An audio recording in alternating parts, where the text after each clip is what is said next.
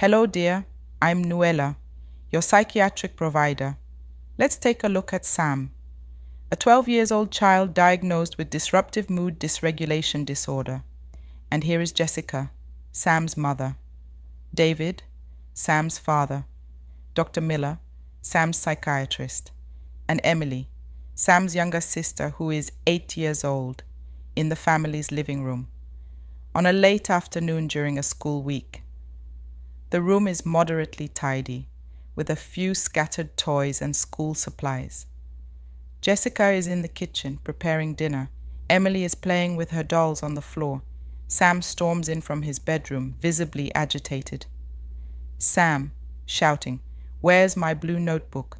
I need it for homework." Jessica, from the kitchen, "Have you checked your backpack, Sam? It was there this morning." Sam, angrily, "I already looked. It's not there. You always lose my stuff." Jessica sighs, wiping her hands on a towel and walking into the living room. "Okay, let's calm down and look together.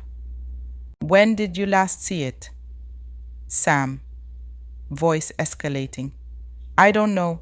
Why do you always ask stupid questions?" Sam starts kicking the couch and throws a cushion across the room. Emily watches quietly, hugging her doll tightly. Jessica, trying to stay calm, "Sam, please stop. We'll find it, I promise. Just take a deep breath." Sam, screaming, "No, you never help. You don't care about me." David enters the living room, concerned by the shouting. David, "What's going on here?" Jessica, rubbing her temples. "Sam can't find his notebook and he's getting really upset." David, to Sam, "Hey buddy, why don't we take a minute to cool down? We'll find the notebook. I'm sure it's around here somewhere." Sam, crying and yelling, "No, you don't understand. I need it now." Sam collapses onto the floor, sobbing uncontrollably. David kneels beside him, trying to comfort him, but Sam pushes him away. David, softly, "It's okay, Sam. We'll figure it out together." Jessica, to David, "We need to call Dr. Miller. This is happening more and more." David nods. "I'll get the phone." David exits to make the call. Jessica sits next to Sam, who is still crying on the floor. She gently strokes his back, even though he flinches away. Jessica, softly, "We're here for you, Sam. It's going to be okay." Later that evening, Dr. Miller is now present. Sam is sitting on the couch, calmer but still visibly tense. Jessica and David sit across from Dr. Miller. Dr. Miller, "Hi, Sam. Jessica, David. It sounds like you had a tough evening." Jessica, exhausted. "He's been having these outbursts more frequently. Doc, we don't know how to help him anymore." Dr. Miller, nodding. "Sam, can you tell me what happened earlier today?" Sam, quietly, "I lost my notebook. I needed it for my homework." Dr. Miller, "That sounds frustrating. How did it make you feel when you couldn't find it?" Sam, looking down, "Mad. Really mad, and then scared. I didn't mean to yell." Dr. Miller, "It's okay, Sam. Those feelings are part of what we're working on together. Remember, your brain sometimes makes it hard to control your emotions, especially when you're upset or something unexpected happens."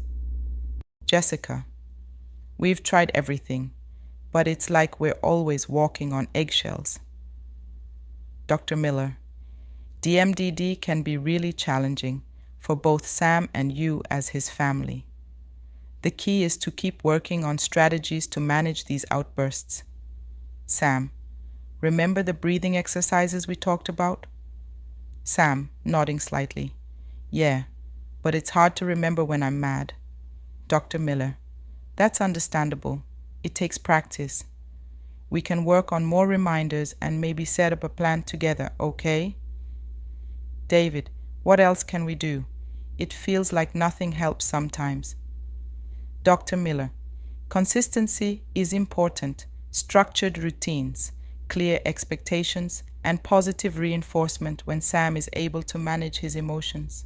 It's also crucial to take care of yourselves. Family therapy might help too, to support all of you in coping with the stress. Jessica sighs. We just want him to be happy and not feel so out of control. Dr. Miller, and we'll keep working towards that. Sam, you're not alone in this. Your family and I are here to support you. Sam, whispering, thanks.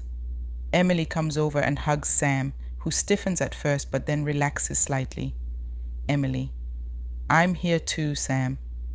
The family sits together in a moment of quiet solidarity, the tension easing slightly as they face the challenges ahead together. Symptoms. As catalogued by the DSM-5, the signs and symptoms of disruptive mood dysregulation disorder include severe recurrent temper outbursts manifested verbally in verbal rages and or behaviorally in physical aggression toward people or property. The temper outbursts are inconsistent with the child's developmental level. Outbursts generally occur 3 or more times a week. Between temper outbursts, the child is irritable or angry most of the time. The symptoms have been present for at least 12 months, and the child has not had a period of longer than 3 consecutive months without symptoms. The symptoms manifest in at least 2 out of 3 of the child's usual settings, home, school, or peers, and are severe in at least one of them. The symptoms begin before age 10, and diagnosis is not made for the first time prior to age 6 or after age 18. The symptoms are not attributable to major depression, mania, autism spectrum disorder, oppositional defiant disorder, or another mental health condition. The symptoms of DMDD may overlap with those of attention deficit hyperactivity disorder and oppositional defiant disorder. Disclaimer: this scene is a fictional representation and is intended for illustrative purposes only. Disruptive mood dysregulation disorder, DMDD, is a complex mental health condition that affects children and adolescents. If you suspect that a child is experiencing symptoms of DMDD, it is crucial to seek professional evaluation and treatment from a qualified mental health provider. The portrayal of symptoms and family dynamics in this scene may not encompass all aspects of the disorder and should not be used as a diagnostic tool.